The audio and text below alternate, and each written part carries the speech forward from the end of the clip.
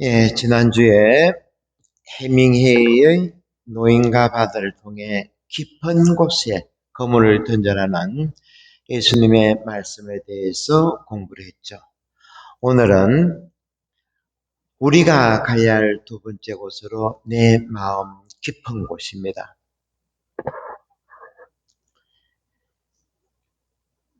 우리가 태어나서 자란 장소로 우리들의 기억이 희미한 어릴 때의 장소죠. 어릴 때 부모와 환경은 한 인간의 삶을 평생 좌우할 만큼 중요합니다. 어렸을 때 성장 과정에는 반드시 신체, 정신, 감정 이 세 가지가 서로 균형을 맞춰서 성장을 해야 하는 겁니다. 이 중에 한 가지라도 성장이 멈추거나 균형을 잡지 못할 때 반드시 문제가 일어납니다. 이런 면을 두고 우리 조상님들은 3살 버릇 8가지 간다 했는데 심리학적으로 정확한 말이죠. 여러분들 예전에 우리가 학교 등교할 때 버스 타면 버스 기사 오른쪽에 창문 밑에 3살, 4살 되는 소녀가 노란 머리에 손을 모으고 기도하는 사진 기억나죠? 소녀의 기도라고 합니다. 어린아이는 무릎을 꿇고 두 손을 모읍니다. 이것이 신체적 단계입니다. 그리고 두 번째 단계는 이름은 누군지 모르지만 자기 안에 있는 근원적인 분에게 눈을 감은 뒤 말을 건넵니다. 이 단계를 정신적 단계라고 합니다. 세 번째로 순진무구한 상태로 때묻지 않은 언어가 아이의 마음을 건드려서 떨림 상태로 만들죠. 이를 감정적 단계라고 합니다. 이렇게 신체, 정신, 감정적 3가지가 균형을 맞추면서 성장을 하는 겁니다. 이럴 때 이런 기도가 자연스럽게 일어나죠. 하지만 많은 신자들이 이렇게 말합니다. 세례받은 지가 수십 년 되고 그리고 성당에 다닌 지도 오래되었건만 아직도 기도가 무엇인지 모르겠습니다. 어떻게 하는 것이 기도를 잘하는 것인지 그 이유가 바로 여기에 있다는 겁니다. 어렸을 때 우리가 신체적, 정신적, 감정적으로 균형을 잡지 못했기에 아무리 나이가 들어도 기도가 잘 되지 않는다는 거죠. 오로지 잘하는 것은 묵주기도 하나밖에 없다는 겁니다. 이제 이 이유를 알아보려고 합니다. 사람들하고 대인관계에서 상대방의 눈을 맞추지 못하고 남의 생각을 제대로 전달하지 못하고 상대의 말에 귀를 기울이지 못하는 사람이 있다면 분명히 어릴 때 성장 과정에서 문제가 있었다고 봐야 합니다. 특히 부모로부터 폭력과 모욕적인 언어로부터 심하게 상처받았다면 거의 이런 장애에 트라우마에 고생한다는 겁니다. 그래서 우리는 어릴 때 상처받은 아이로 돌아가서 내가 그 아이를 달래주고 보듬어 줘야 한다는 거죠. 걱정하지 마라 아이야. 너는 이제 겁먹고 두려워할 필요가 없단다 라고 달래주는 겁니다. 어렸을 때 우리들이 이런 신체적, 정신적, 감정적 이 3가지를 통합하지 못할 때 마치 요즘에는 강아지들을 구박하는 사람이 없지만 예전에는 강아지들을 발로 차고 함부로 했죠. 그래서 어떤 강아지들이 자기 꼬리 물라고 빙빙 도는 거 봤죠. 그죠? 다 이런 이유라는 겁니다.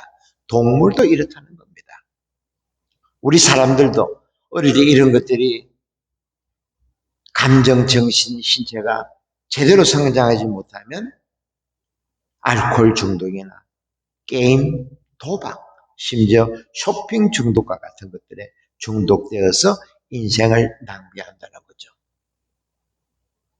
독일의 심리학자 알리스 밀러가 어린 시절에 심하게 학대받은 어느 소년에 대한 이런 이야기를 했습니다. 그의 아버지는 사소한 잘못마다 매질을 했다. 아이를 부를 때 마치 이름이 없는 것처럼 개를 부르듯 호루라기를 불러댔다. 아이의 마음속에는 정오심이 끌어올랐지만 자신의 분노를 모든 아이들이 그렇게 하듯 아버지에게 표현할 수가 없었다. 그의 분노는 자기도 모르게 마음속 깊은 곳에 하나하나 쌓여갔고, 그러다 나중에 이 아이가 커서 자기 할아버지가 유대인이었다는 충격적인 사실을 알게 되었다. 이 소년은 청년이 되어서 이렇게 생각했는데, 자기 안에서 일어나는 분노와 폭력적 기질의 원인이 유대인의 사악한 피를 물려받았기 때문이다. 할아버지, 아버지, 그리고 자기에게로 이어진 이 나쁜 피. 여러분, 이 청년의 이름이 누구겠습니까? 히틀러죠. 그죠? 히틀러가 어렸을 때 당한 폭력이 이렇게 무섭다는 겁니다. 좀 전에 소개했던 버스 앞 창문에 걸려 있었던 소녀의 기도와 비슷한 나이의 히틀러의 어린 시절, 차이가 드러납니까? 마치 천사와 악마의 차이처럼 두드러지죠.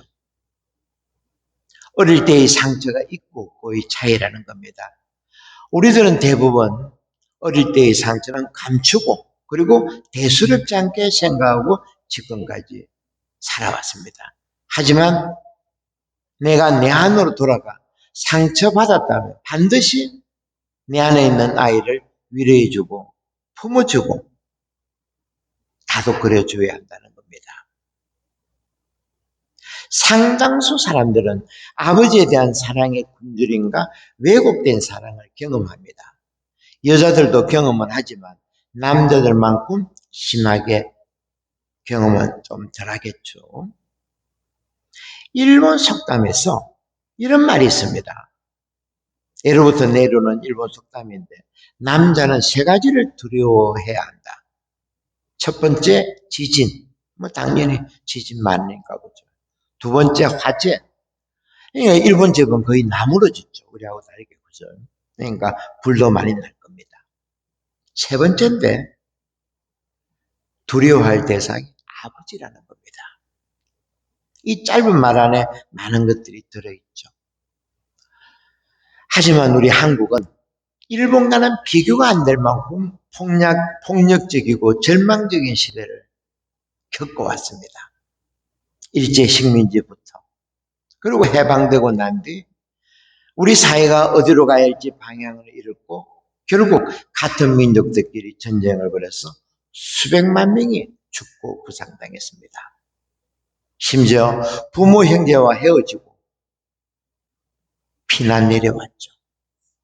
살기 위해서 땅과 부모 형제를 생이별을 했다는 겁니다. 여기서 제 이야기를 한 가지 해드리면, 제 아버지는 20대 초입니다.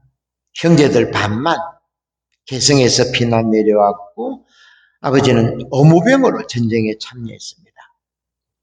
20대 초반의 나이인데 얼마나 트라우마가 크겠습니까? 상처가 그죠. 고향, 부모, 형제, 땅, 게다가 전쟁을 겪으면서 죽어가는 사람들을 치료하면서 이 장면들이 평생 제가 생각할 때는 트라우마로 있었던 겁니다. 문제는 아버지가 겪었던 그 상처가 어디로 갔을까? 제 아버지는 고아원 원장을 하셨습니다. 당시 저는 잘 먹고 잘 살았다는 느낌보다는 아버지의 폭력이 제 마음에 크게 상처로 남아 있었습니다. 지금 생각해보면 어린 아이, 부모 그런 고아원이 아니고 조금 성장했던 학생 정도 되는 그런 애들 데리고 고아원이기 때문에 말을 안 들으면 매를 들고 했죠. 저도 덩달아 가지고 고아원 원장하고 관계없이 저도 많이 맞은 기억이 있습니다. 그런 아버지 앞에 말도 제대로 못했죠. 그러다 보니까 저녁에 기도한다 그러면 하느님의 자비, 사랑 이런 것보다는 심판자로서의 하느님이 제 마음에 더 크게 자리 잡았습니다. 이렇게 해서 신학교 갔는데 사랑의 하느님보다는 축구하는데 바빴어. 정신이 팔려서 신학교 생활하다가 당시 제게 큰 문제가 있었던 것을 알았는데 제가 당시 학교 다닐 때 말을 심하게 더듬거렸습니다. 말이 안 되죠. 신부가 매일 말을 해야 되는데, 그죠? 그런데 우리가 학교 다닐 때 한 학기에 한두 번은 독서를 해야 되는데, 저는 요즘에 애들 보면 신기합니다. 초등학교 몇 학년인데 올라오고 말하는 거 보면 저는 깜짝 놀랍니다. 저는 예전에 저렇게 말을 못했습니다. 그런데 이런 큰 고민을 가지고 있었는데 제 친구도 저하고 같이 이런 고민이 있었습니다. 그때 부산역 앞인지 초당 뭐 근처인지 모르지만은 말 더듬이 고칩니다라는 간판이 있었습니다. 아시는 분 있습니까? 또 요즘에는 또 말 더듬는 사람 잘 보긴 힘들지만 제 있을 때는 곧잘 있었습니다. 그래서 친구와 같이 저기 방학을 이용해 가지고 한번 말더듬이 학원 가가지고 말 좀 고치자 했는데 이런저런 일로 방학 때 내려오면 노가다 해야 되고 뭐 이런저런 일하도 바빠가지고 신부가 되었는데 신부 되고 한 15년 정도는 저는 이 문제로 큰 고통을 겪었습니다. 이것을 누구한테 언론하겠습니까? 한 번은 보자신부 때 미사라는데 이 자리에서 갑자기 마문에 탁 닫히는 겁니다. 이거는 경험해보지 못하면 모릅니다. 3분, 5분 시간이 흘러가는데 온몸에 식은땀이 흘러가는 겁니다. 어떻게 미사가 끝났는지 모르고 하여튼 왜 저에게 이런 일들이 일어났겠는가? 바로 어렸을 때 상처였다는 겁니다. 저는 이런 문제에 대해서 학교에서 집에서도 배우지를 못했습니다. 어릴 때의 상처. 스스로 심리학 책이라든지 성경 말씀을 통해서 오랫동안 공부를 했죠. 그러면서 어릴 때의 상처에서 벗어나기 위해서는 반드시 내 안으로 들어가야 된다는 겁니다. 그리고 치료해 줄 사람은 나밖에 없다는 거죠. 제가 전에 레이저 특강 때 말씀드린 이야기인데 오늘 강론하고 연결되니까 한번 들어보십시오. 어떤 피정에서 지도자가 참석한 사람들에게 방 하나를 가리키면서 이제 저 방에 들어가세요. 저 방에는 당신들이 이제껏 만나온 사람 중에 가장 중요한 사람이 있습니다. 저 사람은 여러분 인생에서 가장 가깝고 가장 멀리 있었고 여러분이 가장 위로해주고 사랑했어야 했는데도 가장 무시하고 소리했던 분이 앉아 있습니다. 저 방에 들어가서 5분씩 진솔한 대화를 나누고 나오십시오. 참여자 중에 첫 번째로 60 초반 되는 자매가 있었는데 나름 좋은 아내, 좋은 엄마, 좋은 며느리였습니다. 최선을 다해 살아온 사람이었죠. 이 자매가 도대체 저 방에 누가 있을까? 문을 열고 들어갔습니다. 불과 얼마 되지 않아 자매는 들어간 방에서 통곡 소리를 내고 서럽게 우는 겁니다. 그 방에 누가 들어가 있었겠습니까? 사람도 없었고 자기 몸을 전체로 비추어주는 대형 거울이 쳐다보고 있었다는 겁니다. 그렇습니다. 바로 자기 자신이었죠. 이 세상에서 가장 가까우면서도 가장 멀게 느꼈던 사람, 바로 나 자신이었다는 겁니다. 가장 외로웠던 사람인데 나는 얼마나 무시하고 소외되었는가. 저 사람을 가장 사랑했어야 되는데 나는 얼마나 하찮게 여겼는가. 이런 저런 생각이 밀려오는 가운데 이 자매는 쏟아져 나오는 울음을 주체하지 못했다는 겁니다.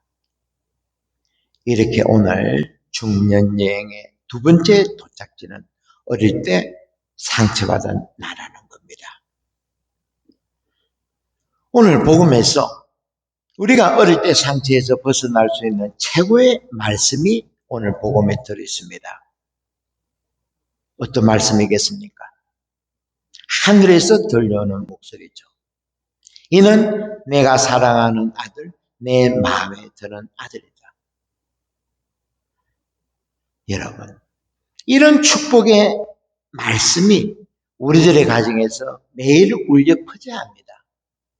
우리도 어렸을 때 이런 축복의 말씀을 듣고 자랐어야 한다는 거죠. 오래전에 김혜자 씨가 아프리카 봉사 활동 가서 했던 말이 있습니다. 한 엄마가 상처받고 숨도 제대로 쉬지 못하는 어린아이를 품에 안고 물건 몇 개 갖다 놔놓고 쭈그려 앉아서 물건을 팔고 있는 겁니다. 그때 김희자 씨가 이 책에서 했던 말인데, 꽃으로도 아이를 때려서는 안 된다. 그 당시 소말리아도 전쟁이 일어난 후였죠. 폭력이 난무했습니다. 전쟁이 나면 그 고통을 고스란히 받는 것이 아이라는 겁니다. 그래서 복음에서 니고데모가 중년의 남자가 예수님을 찾아가서 어떻게 하면 하느님 나라 갈 수 있습니까? 모르니까 예수님의 말씀이 어릴 때 아이로 돌아가야 된다. 새로 태어나야 된다. 하는 예수님의 말씀이 바로 이런 부분을 두고 하셨던 말입니다. 우리들 어렸을 때 사랑의 매라는 이야기 많이 들었죠. 그죠? 아주 가정스러운 이야기입니다. 매에 어디 사랑이 있습니까? 우리는 축복의 말을 듣고 자랐어야 합니다. 이는 내가 사랑하는 아들, 내 마음에 드는 아들이다. 이 축복의 말씀이 얼마나 중요한가 하면 야곱에게서 나오죠. 야곱이 에사오로부터, 유대인에는 그 축복을 줄 수 있는 것이 아버지가 주는 그 권리인데 주로 장남에게 행해졌다고 합니다. 그런데 야곱이 이 축복을 받기 위해서 눈먼 아버지 이삭을 속이고 형을 속여가지고 축복권을 받았죠. 장자권을. 그래서 난리가 난 거죠. 그죠? 이만큼 중요하다는 겁니다. 이제 아마 제 나이 정도 아니면 우리 밑에까지 이런 업장들이 있습니다. 우리 할아버지 때는 일제식민지 그 고통받았지 않았습니까? 우리 아버지 때는 6.25 전쟁, 그 끔찍한 전쟁을 겪었고, 이제 우리들입니다. 이제 우리들은 손녀들한테 축복의 기도, 축복의 말들을 자주 해야 한다는 겁니다. 이런 것들이 새해를 맞이해서 여러분들의 가정을, 성가정을 만들 수 있는 자양분이 된다는 것입니다. 오늘 중년여의 두 번째 장수, 내 깊은 곳으로 들어갔습니다. 이 부분이 간단한 주제가 아니기 때문에 다음 주에도 이어가지고 좀 더 여러분들과 말씀드리겠습니다. 그러면서 우리들의 가정에 축복의 말씀들이 잘 나올 수 있도록 한 주일 동안 우리들의 가정을 잘 지켜보고 또 실천하면서 다음 주에도 연결해서 같이 한번 알아보도록 해야겠습니다. 일어나서 사도신경 마칩니다.